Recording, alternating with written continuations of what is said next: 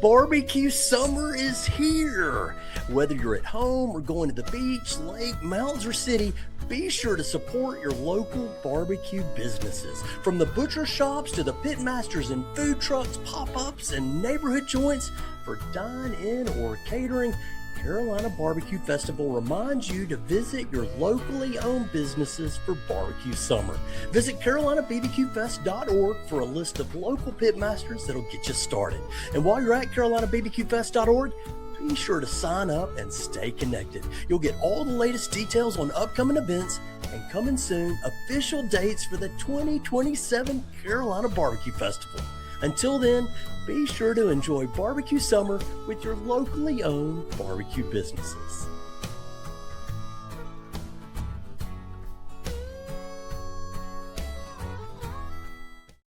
And our local barbecue summer continues as the Low and Slow Barbecue Show talks about Greenwood, South Carolina, home for 25 years to the South Carolina Festival of Discovery. And our guest today is Gibson Hill. Gibson, thank you so much for joining the Low and Slow Barbecue Show. Glad to be here. Thank you for having us.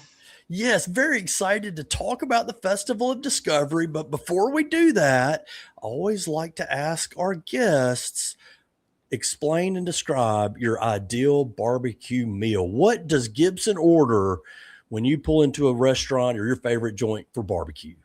Absolutely. So good barbecue is definitely going to be pulled pork. It's a toss up between if I want mustard or barbecue based, but it's both have their place. Definitely the good mac and cheese. I think if someone brings out anything Velveeta related, call the police. You know, that is not, that's illegal. It's got to be real mac and cheese, baked mac and cheese, baked beans, and maybe a little bit of slaw. Not a huge slaw guy, but you know, here and there it has its purpose. So right, red slaw. You have a preference there? What was that? Do you prefer any type of slaw? The red slaw, the white slaw? What is the slaw? White slaw. You know, it's got to be Duke's mayonnaise here in the South. Oh yeah, so okay. Anything else, again, call the police if someone gets me Hellman's or Miracle Whip. So a very strong opinion, and one we can certainly agree with. Absolutely. Here, and a great barbecue meal for Gibson. Gibson, why don't you start out by telling us who you are and maybe a little bit about what you do in Greenwood, South Carolina? Absolutely. So my name is Gibson Hill, and I am the executive director of the Uptown Greenwood Development Corporation. And we are the host and longtime owner of the South Carolina Festival Discovery. Was founded in 2000. Should be 26 years, but took a year off for COVID. So we are celebrating 25 years this year of barbecue and blues in South Carolina. Celebrating the rich history of the Carolina blues and barbecue. Wonderful. So in 2026, tell us a little bit about what people can expect. Absolutely. So it's really, it's become kind of a well-oiled machine. My predecessors have done a great job of carrying on the tradition.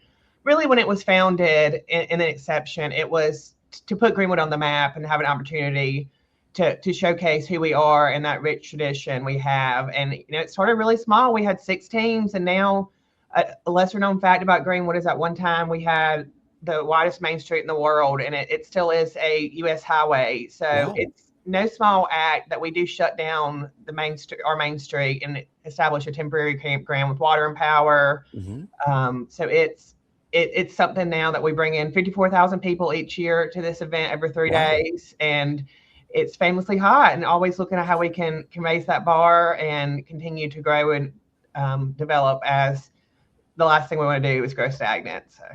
Right. And wow, that's quite a great turnout. You know, tell me a little bit about how the barbecue and the blues came together when you guys or your predecessors were thinking about getting this launched. Absolutely. So the blues, there's such a strong blues history here as well within the South, of course, you know, with the blues revolution. And then Carolina hash is really kind of where this started as well. So we are a KCBS competition that we do have the added hash component, but we only allow South Carolina judges to judge that piece. We have judges come from all over to judge the KCBS comp, but that hash piece is only allowed for South Carolina judges. And it's really showcasing how the arts and food blend together. And that's really been that both are equal partners and have a place together. Great. Now, maybe tell us as we get a little bit more into the history, or let's keep it on this year on the front burner for a moment. What are some of the highlights coming for this year? What are can't miss events that people need to come out and be involved in? Absolutely. So we are qualifier for the Barbecue World Cup this year as well. So our reserve and grand are qualifiers for that. So that's new for this year. Mm. We've established a great partnership with the MBBQA as well, and are going to be bringing an October live fire event to our comp as well to have something um, outside of that July timeframe. But Hmm. really, it's 3 days at kickoff. Of food you can't miss. We have over 93, 91 to 93, depending on if I'm able to squeeze a few more in last minute barbecue teams. 91 Hmm. is our max, but we've got a waiting list. We have teams from all over the country that come. I have a map that kind of highlights where we've had teams come from. And people travel large and far to come to this each year. Our kids queue is a huge draw as well each year, where the kids, the next generation of these teams, are competing as well. So we're very interested in seeing what we have new for that each year. We have a new partnership this year with Springer Mountain Farms that they're sponsoring our Anything Goes competition, and we're going to be doing chicken wings this year. We previously have done a different type of Anything Goes competition, but looking forward to having that new ancillary competition this year. Oh. And then, of course, couldn't do this without our presenting sponsor, Caterpillar, as well. So bringing in those partners and celebrating how we're all able to do this together, and how it's no one person does this is really the highlight of this festival as well. Sure. You mentioned a little bit about the infrastructure, and a major highway goes through town. And tell us a little bit about the scope of the festival when it comes to Uptown Greenwood. What will people expect? And I know it's not just going to be, barbecue chefs and blues music, right? Absolutely. So there's kids rides. And another lesser known fact, and something we get asked all the time, is there a gate fee? This is a completely free festival. The blues Okay. concerts are all free.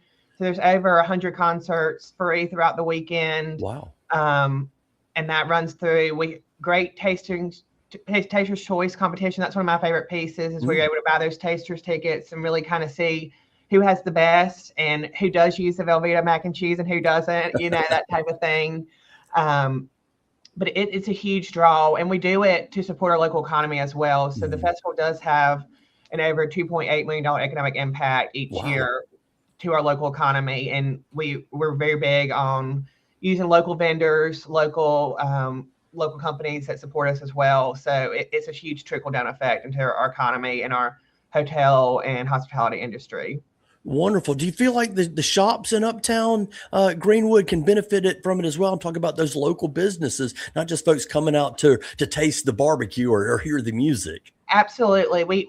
Our businesses are very creative, do a great job of kind of captivating on the captive audience downtown. A lot of times that's when they're doing trunk shows and things and bringing in vendors, or bars and restaurants are full to the brim. And it's kind of what we like to see. It's exciting to see that we're able to kind of bring them this captive audience to help carry them throughout the drier months of business as well.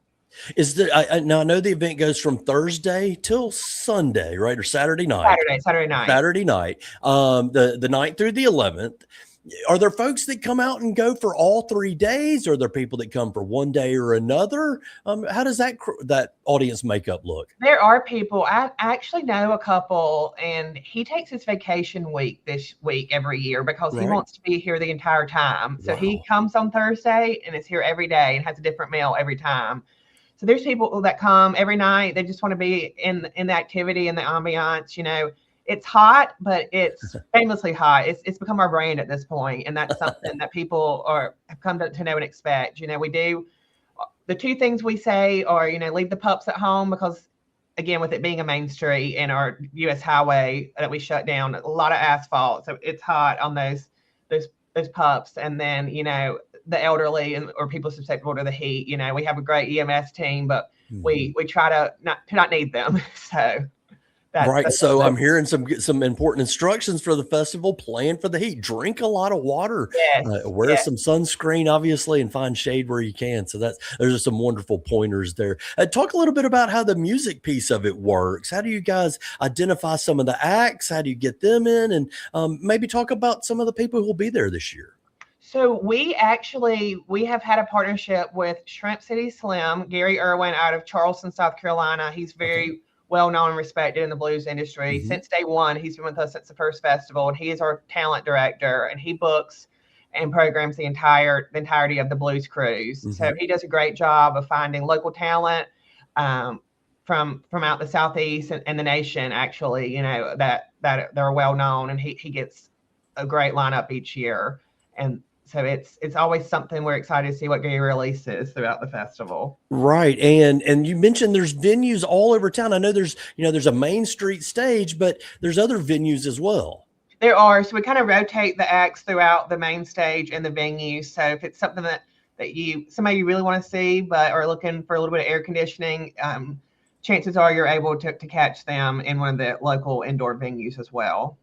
Wonderful. And I visited uptowngreenwood.com. Y'all guys have a great page there, South Carolina Festival of Discovery. And I can see the connection to the Blues Cruise. I see the Kids Q competition. Obviously, the Kids Zone is going to be a great thing for young people. Did I hear something also about a hot dog eating competition? I was wondering when you're going to bring that up. There is a hot dog eating competition. And I will be honest, I have lucked out and never actually witnessed that. From what I hear, it is quite the spectacle, but I'm always tied up. That Saturday morning when they're doing this competition is when the actual KCBS judging portion is going on as well. So I'm always involved in running that portion. So I always miss out on the hot dog eating comp. But word on the street is you can oftentimes find the participants in one of our local Porter Johns after, Oh, no.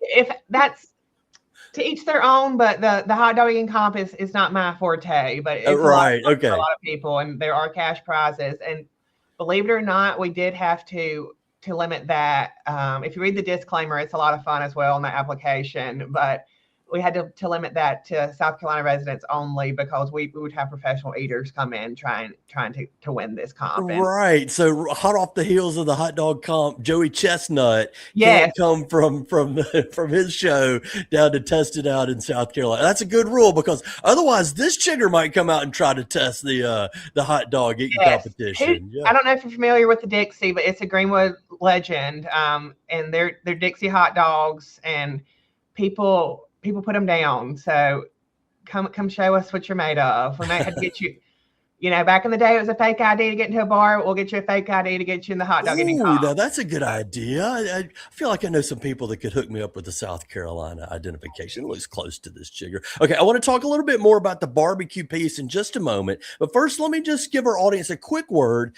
from our episode sponsor today, South Carolina's Old 96 District, who reminds you that barbecue and the blues are together again for South Carolina's Festival of Discovery, July 9th through the 11th.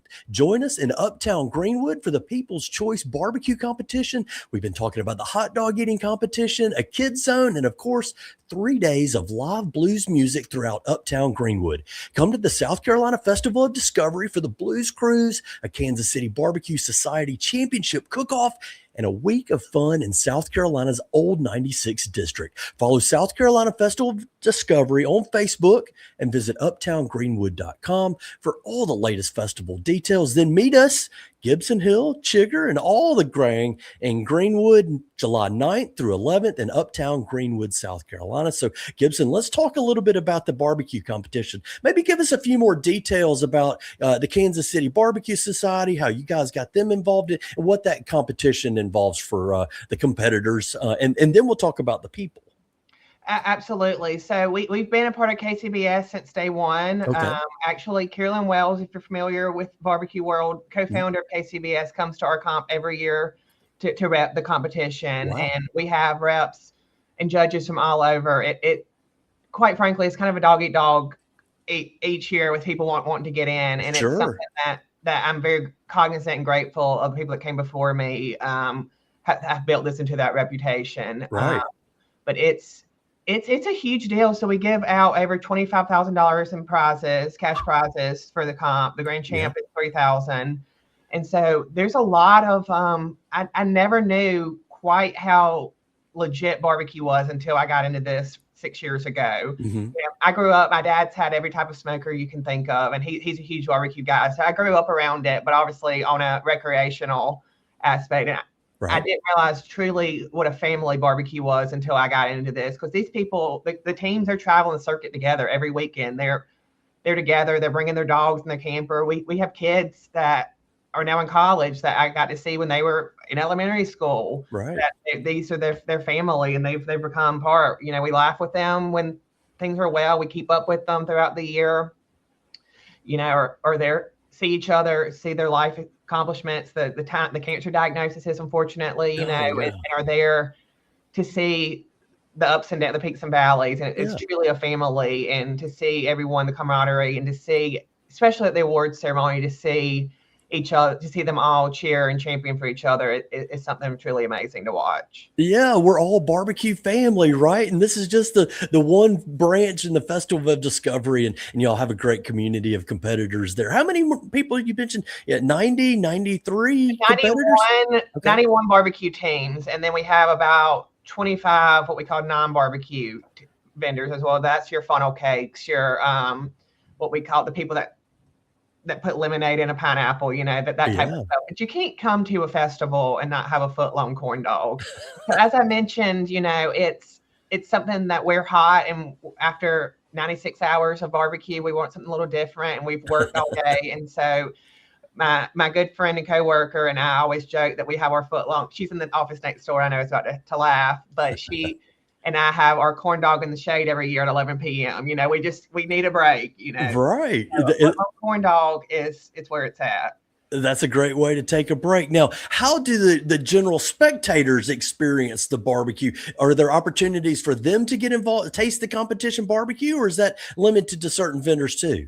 So some of the teams are there strictly for the competition, and they're more segmented, but then others are vending as well and competing. And then some are competition only, but are part of the People's Choice competition that takes place on Saturdays. And that's when the tasters are able to sample that and vote for that People's Choice category. Right. So tell us a little more about the People's Choice category. I know for every $5 you spend, you get 5 tickets and a vote for your favorite barbecue. Yeah. Tell us about what those samples entail.